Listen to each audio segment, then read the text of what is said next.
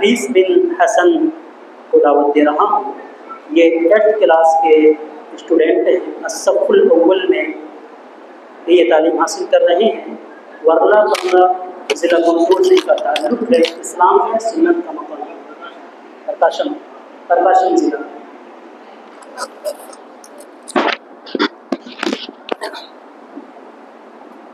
السلام علیکم ورحمۃ اللہ وبرکاتہ۔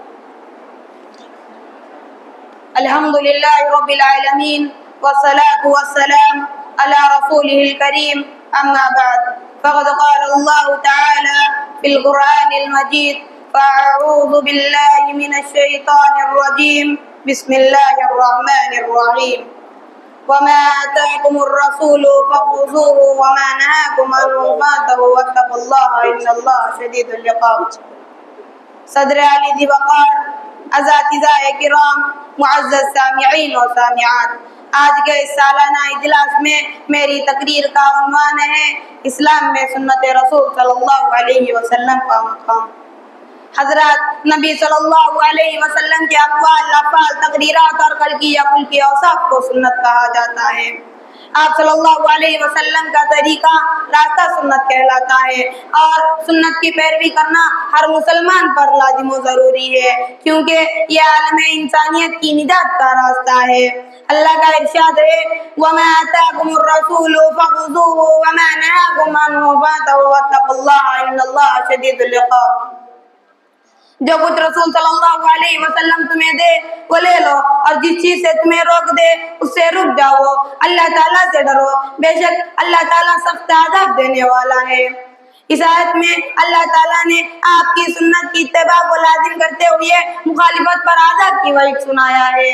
جو اعمال آپ کے مطابق نہ ہوں گے ان اللہ باطل ہو جاتے ہیں، جیسا کہ اللہ نے فرمایا یا ایھا الذین آمنوا اطیعوا اللہ واطیعوا الرسول ولا تبطلوا اعمالکم۔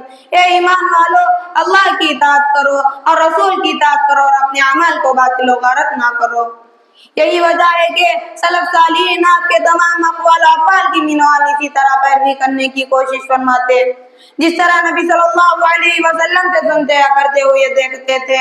صحابہ کرام سنت رسول کو ترک کرنا سراسر گمراہی سمجھتے تھے۔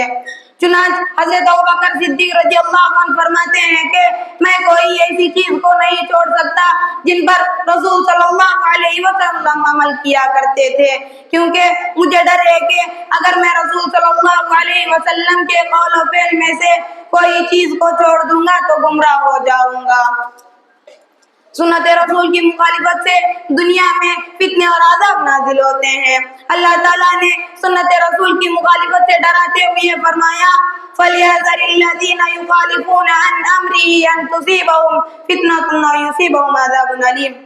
سنو، جو لوگ حکم رسول کی مخالفت کرتے ہیں اس پر ذلت و حقارت ڈال دی گئی ہے۔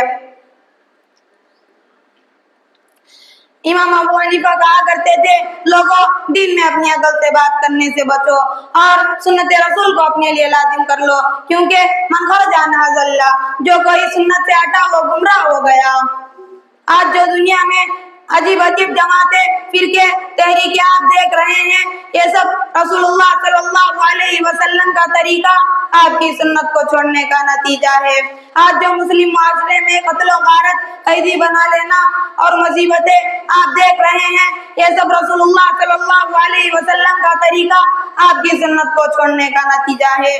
دنیا جانتی ہے رسول اللہ صلی اللہ علیہ وسلم کی مخالفت کرتے ہوئے بائیں ہاتھ سے کھانا کھانے والا شخص عمر بھر اپنا دایاں ہاتھ منہ تک نہ اٹھا سکا۔ حضرات، وہ امت جسے اللہ تعالیٰ نے خیر امت کے لقب سے ملقب کیا، آج اس کا حال یہ ہے کہ سنت کو چھوڑ کر نئی نئی بدعت اور رسومات میں ملوث ہے۔ اللہ تعالیٰ نے سنت رسول کی مخالفت سے ڈراتے ہوئے فرمایا، نبی صلی اللہ علیہ وسلم نے فرمایا تھا جو الذل والصغار علی من خالف امری، جو میرے حکم کی مخالفت کرتا ہے اس پر ذلت و حقارت ڈال دی گئی ہے۔ حضرات گرامی، آج لوگ کہتے ہیں فرض تو فرض ہے، سنت کو بہت زیادہ دل پر لینے کی ضرورت نہیں ہے، اس کے بغیر بھی مسلمان باقی رہ سکتے ہیں، جس کا رزلٹ یہ نکلا کہ آج نوجوان پتلون پھاڑ لیتے ہیں، ادازت مڑا لیتے ہیں۔ مسلم بچیوں میں ارتداد، شادی سے پہلے اپنی عزت و عصمت کی چادر اتارنا، گلوں میں منگل سوتر لگانا، مانگوں میں سندور لگانا، یہ سب محمد الرسول اللہ صلی اللہ علیہ وسلم کی طریقہ، آپ کے سنت کو چھوڑنے کا نتیجہ ہے۔ آپ نے صفائی کو آدھا ایمان کہا تھا۔ ہمیں دل و دماغ، جسم و کپڑے سب کو پاک و صاف رکھنا چاہیے۔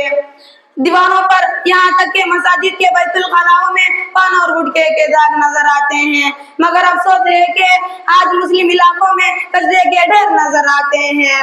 ایک دو نہیں، سنت متروکہ کی پوری ایک فہرست ہے۔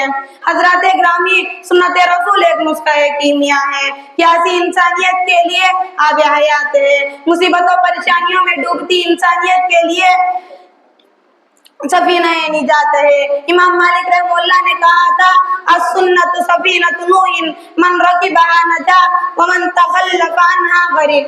سنت رسول حضرت نوح علیہ السلام کی کشتی کی طرح ہے، جو اس پر سوار ہوتا ہے وہ نجات پاتا ہے، اور جو اس سے پیچھے رہ جاتا ہے ڈوب جاتا ہے۔ حضرات آیا محض کریں کہ سنت رسول کے حیات بخش خونوں سے اپنی زندگی کے گوشے گوشے کو مہکائیں گے۔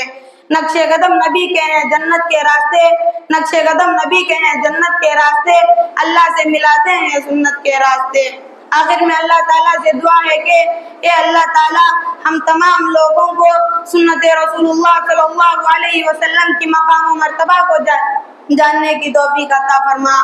آمین ثم آمین، وآخر الدعوانا الحمد للہ رب العالمین، والسلام علیکم ورحمۃ اللہ وبرکاتہ۔